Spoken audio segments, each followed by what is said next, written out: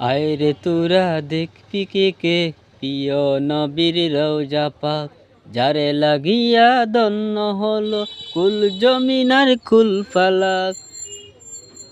সবুজই গম্বুজে তাকিয়ে শান্তি নিতে ভাই, দুই নয়নে চুপটি বুঝি তারি ছবি আঁকিতে। আয় রে তোরা